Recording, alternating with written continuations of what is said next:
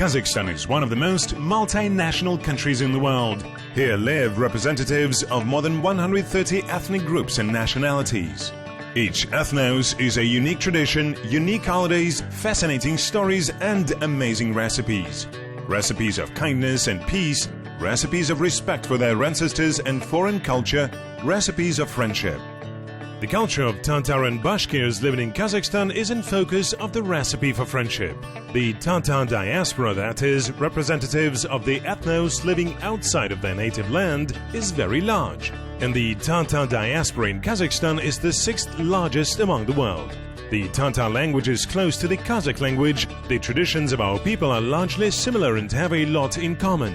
And today we are visiting the Tatar Bashkir community of Astana.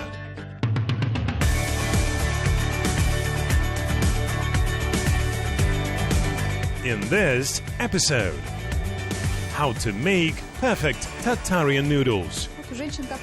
Women who always work with dough must have very strong arms. Oh, in fact, I don't know. Arms workout.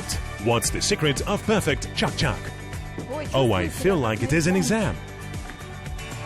Do you make such test when new daughter-in-law comes to your family? A woman should set the table, make chak-chak, make pancakes. And if she fails, how do they name children and how do they congratulate new mothers? Look at these bracelets. It is a gift for her feet. Secrets of traditional Bashkir embroidery. So everything I see is your work. I didn't do all that in 1 year. For example, I embroidered this dress a long time ago, when I was probably 19 or 20 years old.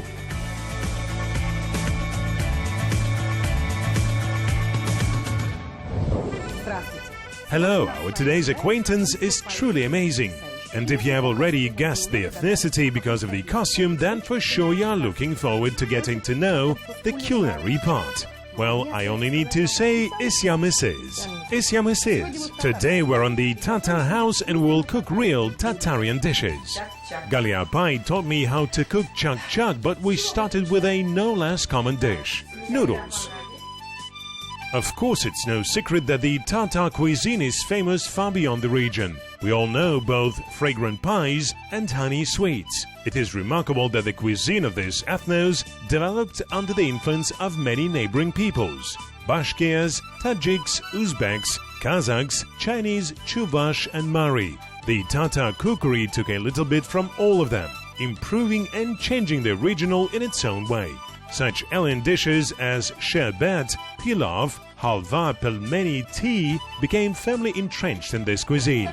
Numerous travelers who visited Kazan at different times often mentioned the culinary side of Tatar culture, calling the local cuisine hearty and tasty, simple and exquisite, amazing combination and variety of products. And of course, traditional hospitality could not have gone unnoticed and was memorized for every guest for a long time.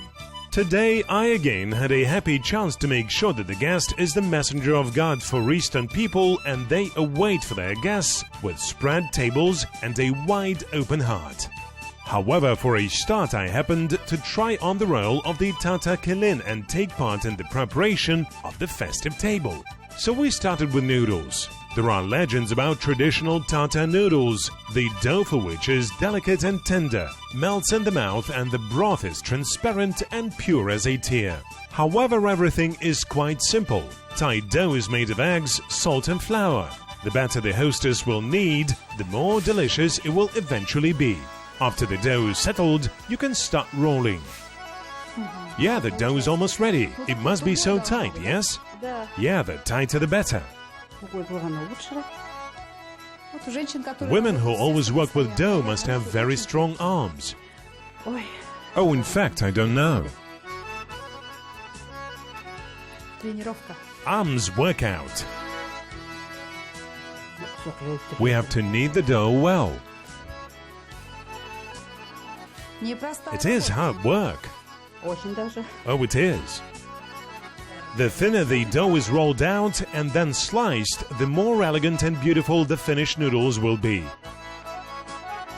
Well, the main ingredient is a pinch of love for those to whom the dish will be served. We've already said this more than once in this kitchen today. It is necessary to cook being in a good state of mind. Then the result will be excellent. Of course, a lot depends on the mood. For kids, for the family, for guests, good state of mind always plays a huge role. You can cook it with chicken or turkey and serve it to the table piping hot. But not by noodles alone should we greet our guests. What is another must-have for Tatar table? Of course, chak-chak. Meet Galia Pai. Today she will share the wisdom of making chak-chak, dough, slicing, syrup and so on. Can't wait to start. Well, now we add the eggs, baking soda. We need nuts, raisins, sugar, salt and flour. Now let's break the eggs. Kaze kukai sita bez. Egg may not be fresh. How many eggs? 3. We need 3 eggs, right? Yes. We crack the eggs to the scarpet first, then we pour it here. A skillful mistress does everything fast and she doesn't need any scales. She precisely knows how much of each ingredient to add and what result she would get. However, the basis of the dough is eggs. Now we add salt.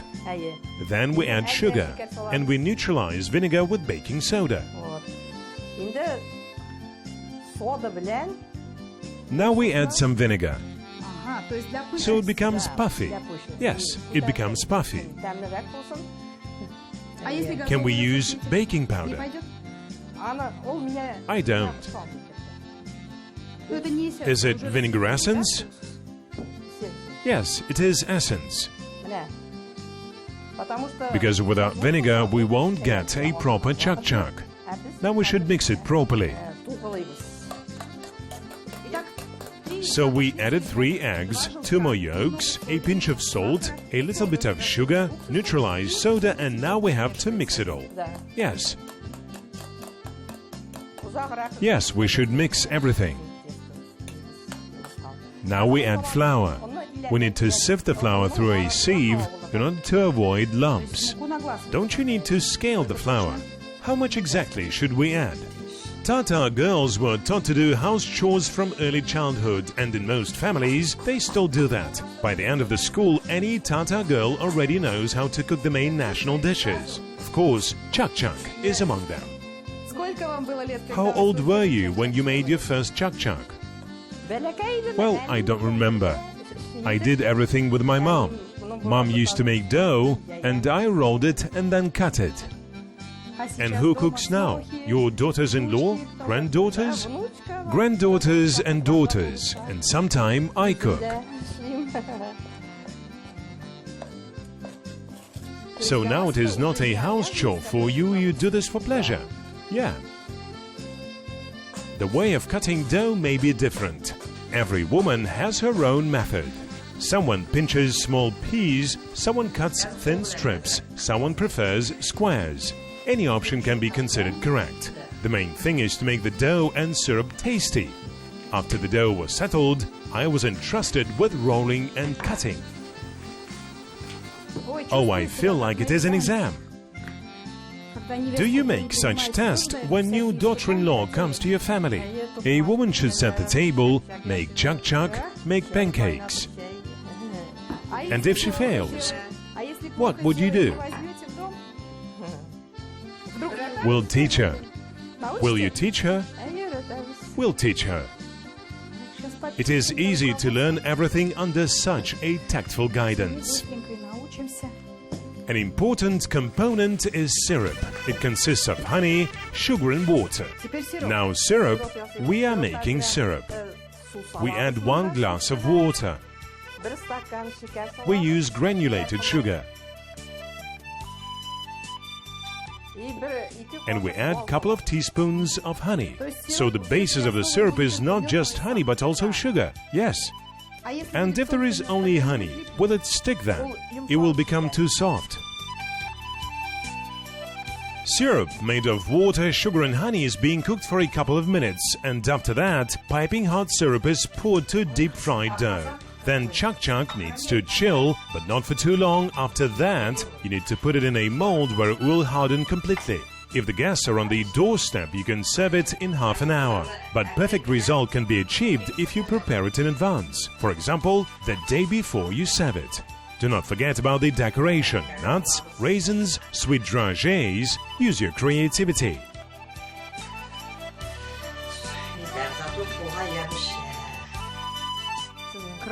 It is amazing. And it is quite easy when you have such an experienced mentor. I think that I will repeat it in my kitchen. Or I have to try it at least. Let your dastahan be rich and let the delicious chuk-chuks decorate your table. The dish is ready, but whom we made it for? Guests have gathered for an important holiday, baby toy.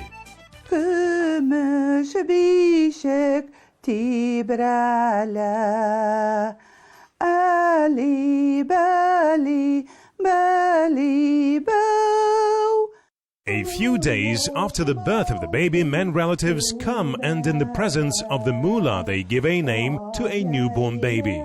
Now it is female holiday. Relatives and friends are going to congratulate the young mother and bring gifts for the baby.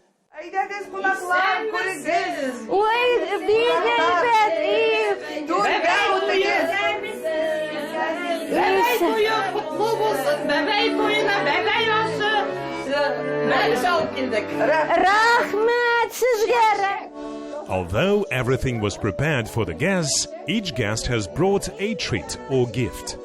Thus the table becomes rich and generous by common efforts, and the young mother can spare some time to the baby.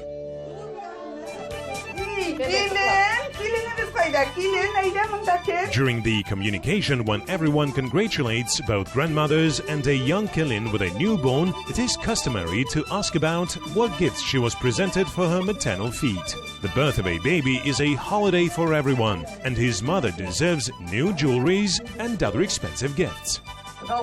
It is a diamond jewelry. Well, when the conventions are met, you can let the mother and child go to their bedroom. Now fun begins for guests and relatives.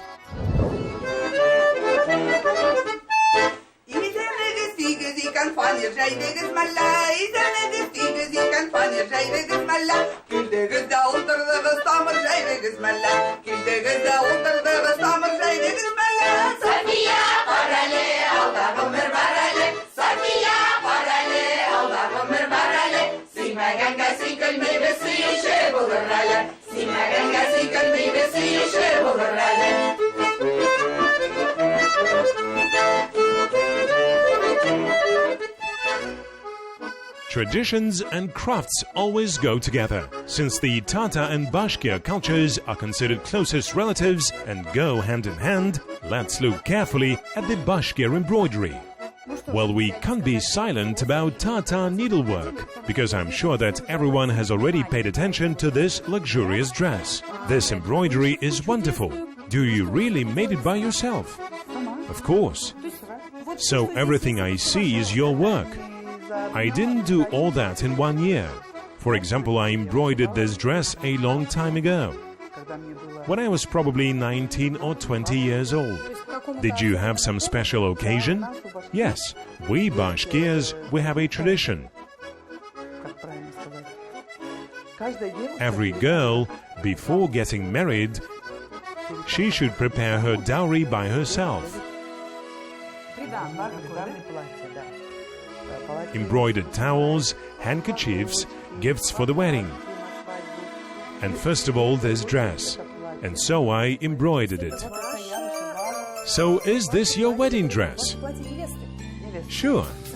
Has it survived to this day? It has, but I broadened it on the sides.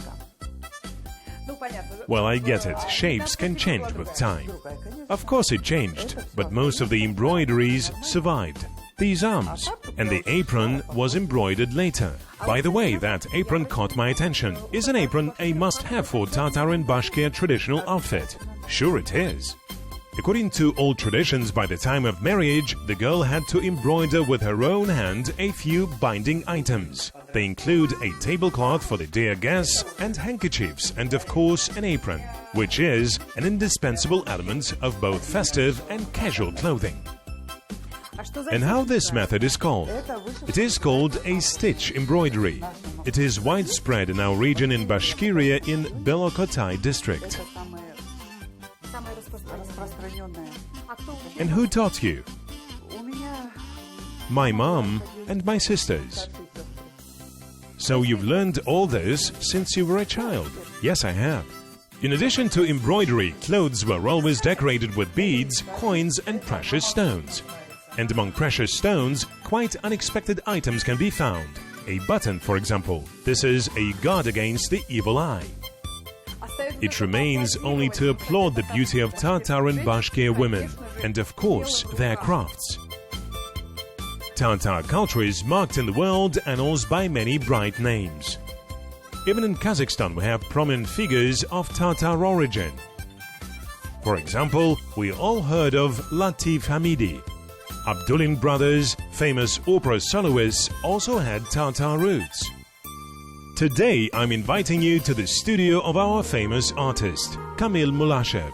Graduate of Surikov Institute, honored worker of Kazakhstan, People's Artist of Tatarstan, winner of the Medal of the Academy of Arts of France, Camille Abid devoted his entire life to painting. This is my workshop. I have been working here for 10 years. I've been here since the very first year of our young, beautiful Astana. I was a young artist who from the very first year opened a solo exhibition. And the last year I had the 21st exhibition for the viewers in Astana. The themes of Mahashiv's paintings are so different that it might seem that he does not work alone in this workshop, but year after year he turns to the motives of his native nature and, of course, the female beauty. So, as I take it, it is your latest work. Yes, from recent works. This is Kanshain Kokturyuk, or the ancient Turks, 7th to 9th century. There was an ancient city, Buno, which was not far from Astana, and the ancient burial was found there. In his work, Camille Mahashiv often addresses the motives of the region where he didn't grow, but which will remain forever a historical homeland for him. One of the most ambitious and impressive works here is a portrait of a Tatar poet, Abdullah Tukay. He was a genius. How to paint a man who left so much inheritance, so many bright thoughts, such from the depth of his heart and his understanding of the world and life.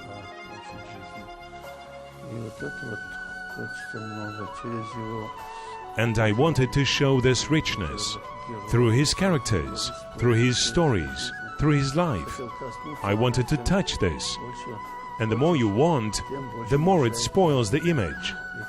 And when I let it go, well, it's him in the end of life. He had very short life. He was only 27 years old. Work and creative search does not stop. New genres, new themes, new exhibitions and ideas. This is Camille Mahashiv. Well, I cannot take my eyes off of your self-portrait. What a stern and thoughtful you are here. As I see you, you are very cheerful. Well, when I work, I'm always searching.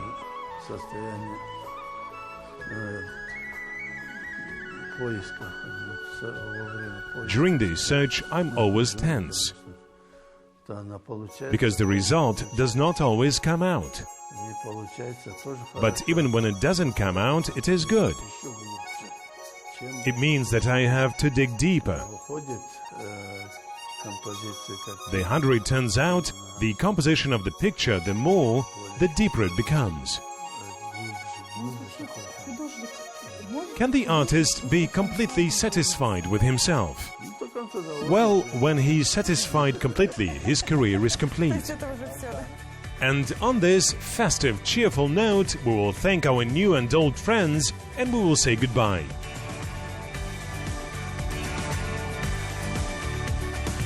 You've watched the Recipe for Friendship. See you soon. Çiftliklerde yürüyen çokta, sigan yok, yok bula.